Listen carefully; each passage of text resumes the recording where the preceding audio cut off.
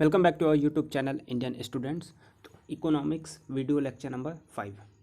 ठीक है, इस वीडियो में हम लोग पढ़ेंगे राष्ट्रीय आय को मापने की विधियाँ। जो मेजरिंग होता है नेशनल इनकम, उसको नापने की कौन कौन सी विधियाँ हैं, क्या लिया जाता है क्या नहीं लिया जाता है, ये सारी चीज़ हम लोग इस वीडियो के माध्यम से पढ़ेंगे। इससे पहले जो है 4 लेक्चर्स हो चुके हैं, आप जाके प्लेलिस्ट में उन्हें देख सकते हैं। तो देखिए कौन कौन सी पहले विधियां हैं, तो आप देख लीजिए।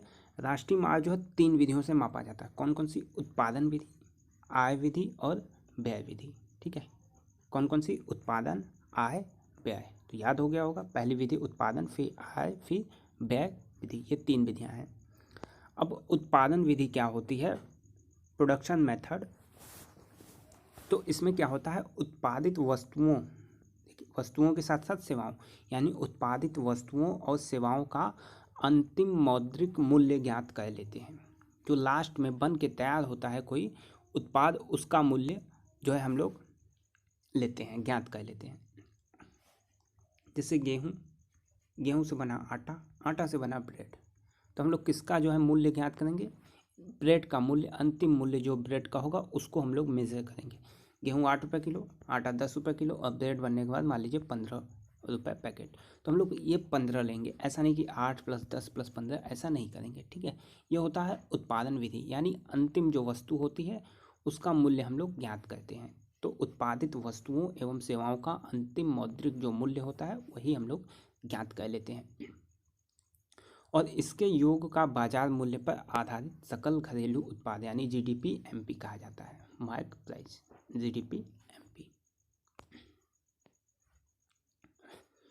तो सकल घरेलू उत्पाद एक वर्ष की अवधि के दौरान अर्थव्यवस्था में उत्पादित अंतिम वस्तुओं और सेवाओं का बाजार मूल्य, या एक वर्ष में एक देश की घरेलू सीमा के अंतर सभी उत्पाद उद्यमियों द्वारा की गई सकल मूल्य वृद्धि। ठीक है, देखिए उत्पादन विधि जब हम लोग इसकी गणना करते हैं तो इसमें कुछ सावधानियां जो है बरतनी होती हैं। वो सावधानियां क्या हैं आप लोग देख लीजिए। इसके अंतर्गत पुरानी वस्तुओं के क्रय विक्रय को शामिल नहीं किया जाता है, यानी जो कोई चीज़ पुरानी होती है उसके क्रय विक्रय को हम लोग शामिल नहीं करते हैं। इसमें शामिल की जाने वाली उत्पादित वस्तुएं उसी वित्तीय वर्ष की होनी चाहिए। ऐसा नहीं कि जैसे 2019 का ज्ञात करेंगे नेशनल इनकम, तो 2019 में ही वो उत्पादित होनी चाहिए। ऐसा नहीं, 2018 का भी उसमें शामिल कर लेंगे, क्योंकि 2018 का 2018 में शामिल हो चुका है। इससे इधर आ जाएगा। उत्पादन प्रक्रिया में माध्यमिक वस्तुओं का मूल्य नहीं जोड़ा जाता है। देखिए माध्यमिक वस्तुओं, जैसे आपको गेहूँ, आटा और ब्रेड का एग्जाम्पल दिए थे, तो गेहूं और आटा इन सब का मूल्य नहीं जोड़ा जाता है, यानी जो अंतिम मूल्य होता है, जो ब्रेड बनता है, उसका मूल्य हम लोग मेज़र करेंगे। तो यही चीज़ यहाँ पे दिया गया है कि माध्यमिक वस्तुओं का मूल्य हम लोग नहीं जोड़ते हैं। पिछले वित्तीय वर्ष में रखे स्टॉक के मूल्य में वृद्धि राष्ट्रीय उत्पाद को प्रभावित करेगी। एक परिवार या गृहस्थ द्वारा अवकाश में अपने बगीचे में उत्पादित फल एवं सब्जियों का मूल्य सम्मिलित नहीं किया जाता। देखिए ये प्रीलिम्स के क्वेश्चन जो हैं बन सकते हैं। प्रीलिम्स फैक्चुअल चीज़ें पूछी जाती हैं, तो वहाँ पे ये फैक्ट के रूप में ये क्वेश्चन जो है बन सकते हैं कि क्या क्या सावधानियाँ रखते हैं। ठीक है, तो ये भी इम्पॉर्टेंट है। एक परिवार या गृहस्थ द्वारा अवकाश में अपने बगीचे में उत्पादित फल एवं सब्जियों का मूल्य सम्मिलित नहीं किया जाता है। फिर अंतिम है, स्व उपभोग सेवाओं को मूल्य वृद्धि में शामिल नहीं किया जाता, क्योंकि इन सेवाओं का बाजार मूल्य ज्ञात करना कठिन होता है। ठीक है, तो ये होता है उत्पादन विधि, और उसमें क्या क्या सावधानियां हम लोग रखते हैं। अब सेकेंड जो मेथड है वो है आय विधि, यानी इनकम मेथड। इनकम मेथड क्या है? तो यह आय वास्तव में उत्पाद क्रिया में लगे सभी साधनों, यह आय वास्तव में उत्पादन क्रिया में लगी सभी साधनों। किसी चीज़ का प्रोडक्शन होता है तो कुछ उसमें साधन लगते हैं, जैसे भूमि। जहाँ से गेहूँ उगाते हैं तो हमें भूमि की आवश्यकता होती है, श्रम की आवश्यकता होती है, और पूंजी की भी आवश्यकता होती है।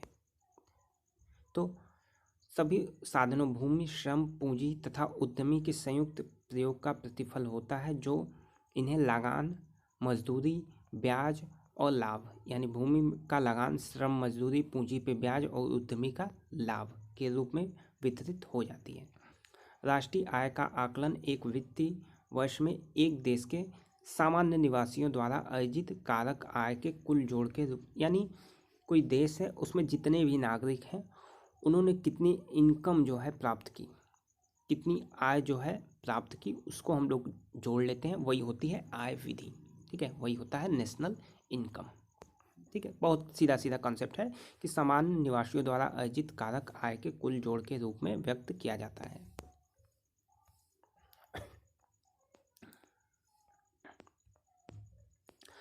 अब देखिए, आय विधि की गणना करते समय हमें कौन सी सावधानियां रखनी होती हैं, ये आप लोग देख लीजिए।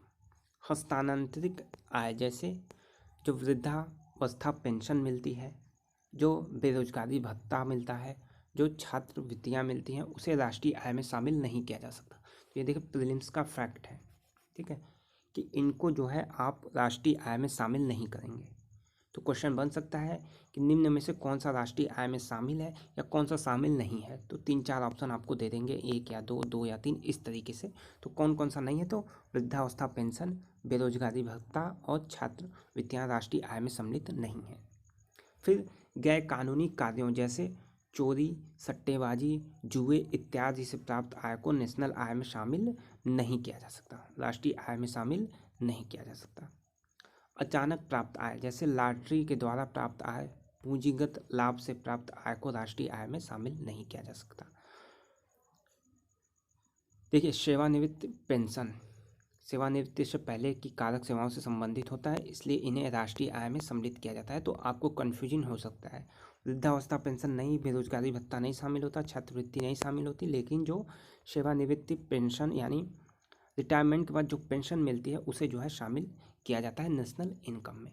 तो ये आप थोड़ा सा ध्यान रखिएगा। तो पहला हस्तांतरित आय, दूसरा गैर कानूनी कार्यों से प्राप्त आय, अचानक प्राप्त आय, और फिर ये सेवानिवृत्ति वाला। ठीक है, तो सेवानिवृत्ति को शामिल किया गया, बाकी को शामिल नहीं किया गया है। फिर लास्ट है आपका व्यय विधि, एक्सपेंडिचर